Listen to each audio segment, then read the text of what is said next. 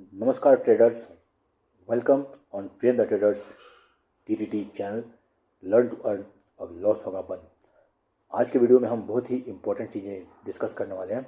आज बहुत दिनों बाद ऐसा देखने को मिला कि मार्केट थोड़ा फ्लैट खुला और फिर वहाँ से नीचे जाकर मार्केट ने एक अच्छी खासी रैली दी।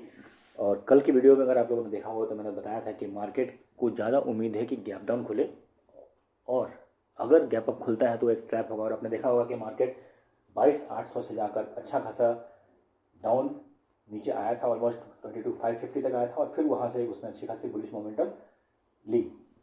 तो यही सब चीज़ होता है। अगर आपको एनालिसिस करना आए तो फिर आप एक सही जजमेंट ले सकते हैं। आज की वीडियो में ये भी कवर करूँगा कि क्योंकि काफ़ी मेरे व्यूअर्स के सवाल थे कि अभी किस में इन्वेस्ट करें किस में ना करें। अभी तो सबके पोर्टफोलियो रेड में ही चल रहे हैं। सो इन सब चीज़ों पर चर्चा करेंगे। आगे बढ़ने से पहले पढ़िए इस डिस्क्लेमर को।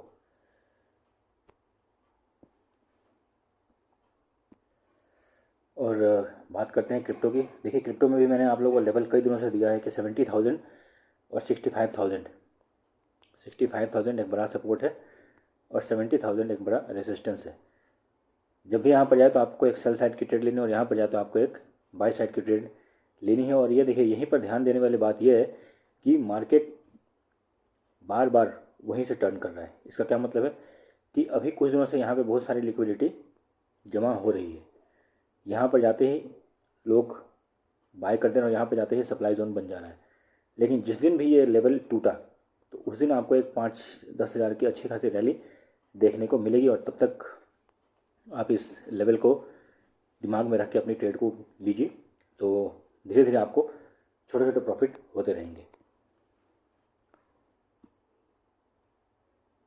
ओके, हम कल की निफ्टी एक्सपायरी की चर्चा करेंगे। उसके पहले मैं थोड़ा ये बता देना चाहता हूँ कि अभी आपको करना क्या है। जैसा कि मैंने आप लोग को पहले बताया कि सबसे पहले तो आप निफ्टी 20 में जिस दिन मार्केट आपको फिर से 200-300 पॉइंट या 400 पॉइंट नीचे गिरे, अगर कल ही गिरे तो आप कल ही इसमें फिर से इन्वेस्ट कर दीजिए। क्योंकि अभी क्या है कि कल 5:30 बजे के बाद कोई एक नई हलचल देखने को मिलेगी मार्केट में। सो उस केस में आपको क्या करना है कि अगर ये 45 डेज़ का सीज फायर अग्रीड हो जाता है तो मार्केट में एक अच्छी खासी 500-1000 पॉइंट की रैली आपको देखने को आराम से मिलेगी।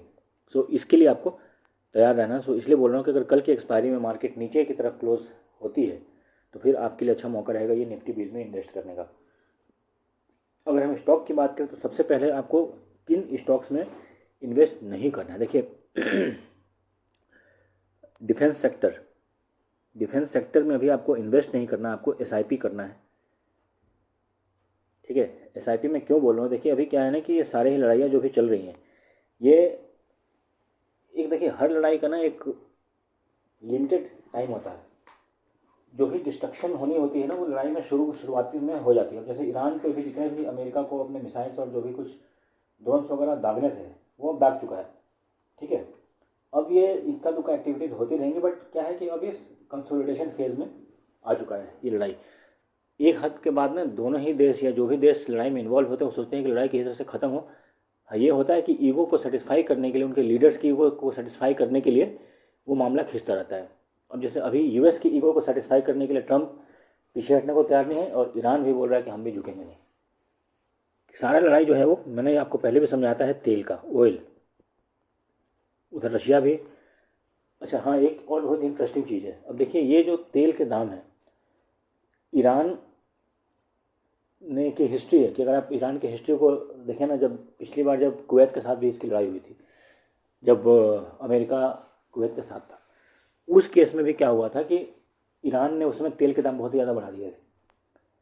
ठीक है, सो इसमें ईरान को कोई नुकसान नहीं हो रहा है। उसने तेल के दाम ऑलमोस्ट डबल कर दिए हैं। तो उसकी इकोनॉमी तो जो है वो ऑयल इकोनॉमी है और उसकी वजह से उसको यहाँ पर फ़ायदा हो रहा है। अमेरिका भी ईरान के पीछे इसलिए पड़ा है, कल की वीडियो में मैंने बताया कि तेल के पीछे, ताकि स्ट्रेट ऑफ हॉर्मुज को कैप्चर करके वो अपना आराम से तेल के टैरिफ को डिसाइड कर सके। तो सारा चीज़ ये लड़ाई जो है ना वो इकोनॉमी बेस्ड होती है और इकोनॉमी को ध्यान में रखते हुए ही एक हद तक लड़ाई की जा सकती है। तो अब अमेरिका भी यहाँ पर उसके भी जो एक तरह से सस्टेनेंस में आपको पता ही होगा कितनी ज़्यादा खर्च हो रही है। तो इन सब चीज़ों को ध्यान में रखते हुए मेरा ये मानना है कि लड़ाई अब ये या तो सीज फायर मोड में आएगा, और जब सीज फायर मोड में आएगा तो फिर आपके डिफेंस सेक्टर्स धड़ाम से नीचे गिरेंगे। सो इसलिए मैं बोल रहा हूँ कि इसमें SIP करना है। ओके, दूसरी चीज़, एक लेटेस्ट डेवलपमेंट बीच में आई थी कि अमेरिका ने फार्मा सेक्टर पर कुछ टैरिफ लगाने का बोला है, तो इससे भी थोड़ा दूर रहने से अच्छा रहेगा। ठीक है, ट्रांसपोर्ट सेक्टर या ऑटोमोबाइल सेक्टर में न्यूट्रल, और इसमें कोई ज़्यादा रिटर्न मिलता भी नहीं है, तो इसलिए इसमें मैं अवॉइड करता हूँ। गोल्ड, सिल्वर अभी के लिए जिन लेवल्स पर ये है आप SIP कर सकते हैं। मोटा इन्वेस्टमेंट इसमें करने की सलाह मैं नहीं दूंगा। अब सवाल है कि कौन सा सेक्टर ऐसा है जिसमें कि इन्वेस्ट करने से आपको अभी फ़ायदा होगा। सो ये देखिए, ग्रीन एनर्जी के जो सेक्टर्स हैं, ग्रीन एनर्जी के जो सेक्टर्स हैं उसमें आपको इन्वेस्ट करना चाहिए। सीमेंट, अब इस सीमेंट में क्यों बोल रहा हूँ, देखिए सीमेंट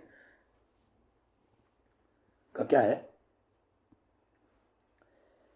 सीमेंट एंड रिकंस्ट्रक्शन, ये जब लड़ाई जब अभी बंद होगी तो रिकंस्ट्रक्शन के लिए ये सारी चीज़ें आएंगी। सीमेंट हो गया, मेटल्स में हो गया, जैसे स्टील वगैरह हो गया, इन सब के दाम अभी भागेंगे जब ये लड़ाई ख़त्म होगी और रिकंस्ट्रक्शन की कार्रवाई शुरू हो सकता है कि आपको 1 महीने में रिटर्न ना मिले, लेकिन ये आपको लॉन्ग रन में 6 महीने या इस साल के अंत में ये सेक्टर ऐसा है जिसमें कि आपको अच्छी खासी उछाल देखने को मिलेगी। क्योंकि अभी आपको ध्यान होगा रशिया यूक्रेन की भी लड़ाई चल रही है। सो ये सारी लड़ाइयाँ जिस दिन खत्म होंगे उस दिन ये रिकंस्ट्रक्शन एक्टिविटीज़ में, और रिकंस्ट्रक्शन तो अभी भी चल ही रहा है ना, कोई चीज़ गिर रही है तो फिर वो बंद तो रही है ना। सो इसलिए ये सेक्टर ऐसा है जो आपको कभी भी घाटे में नहीं देगा। हाँ, इसमें अब जिन लोगों को कुछ चाहिए कि स्टॉक्स कैसे हैं, तो आप पर्सनल मुझे इसमें वीडियो में लिखे हुए नंबर पर आप कॉल कर सकते हैं, तो मैं एडवाइस कर सकता हूँ कि आपको कौन सा स्टॉक्स लेना चाहिए, कौन सा नहीं लेना चाहिए। ठीक है, बट अभी एक चीज़ ध्यान है कि कहाँ इन्वेस्ट करने से ज़्यादा जरूरी है ये जानना कि कहाँ इन्वेस्ट नहीं करना है। तो आप लोगों को मैंने वीडियो में बताया। हाँ, दूसरी चीज़, ऑयल से रिलेटेड जो भी कंपनीज़ हैं उनमें अभी नहीं इन्वेस्ट करना है, क्योंकि आपको पता नहीं है कि लड़ाई ये कितने दिन खींचेगी, और लड़ाई जब सीज फायर हो भी जाएगा तो फिर टर्म्स एंड कंडीशंस क्या रहेंगे ये आपको पता नहीं। तो एक बार स्टेबलाइज हो जाने दीजिए। हम 100 रुपये महंगा खरीदेंगे, जब वो रैली में हम पकड़ने की कोशिश करेंगे, लेकिन खरीद कर आपके पैसे को स्टैग्नेंट मत बनाइए, उसको आप कहीं और यूटिलाइज कर लीजिए तो ज़्यादा अच्छा रहेगा। हाँ, लेकिन लिक्विड अमाउंट आप अभी बचा कर जरूर रखिए। ठीक है दोस्तों, ओके, अब चलते हैं, बात करते हैं कि हम, और इसी तरह से छोटे छोटे एडवाइस मैं आपको हर रोज़ देता रहूँगा, और अब कमेंट्स में आप बताइएगा कि आपको हमारे एडवाइस कैसी लगी है। और भी अगर किसी चीज़ की जानकारी आपको चाहिए तो आप हमें मैसेज करके या फिर कमेंट करके बता सकते हैं। सो अब चलते हैं कल के लेवल्स डिसाइड करते हैं। तो देखिए 22,900 से लेकर 23,000, 22,900 से 23,000 का लेवल है। जिस तरफ निकले आप 80 पॉइंट का यहाँ पे करिए, यानी कि 23,080, और फिर 23,150 के लेवल पे आप ध्यान दीजिए, और यहाँ पर 22,820 से लेकर 22,750 तक के टारगेट आपको दिखाई देंगे। और कल की एक्सपायरी है तो एक बार हमको इसका ऑप्शन चेन भी देखना ज़रूरी है, तो वो भी देख लेते हैं।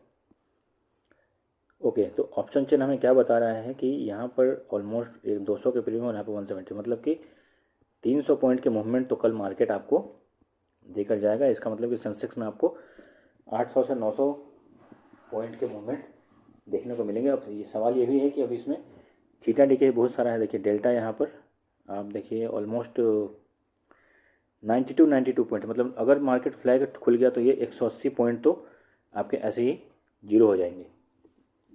तो ये भी देखिए कल सुबह ये कितने पर प्रीमियम खुलता है, ये भी आपको एक ध्यान देने वाली बात रहेगी।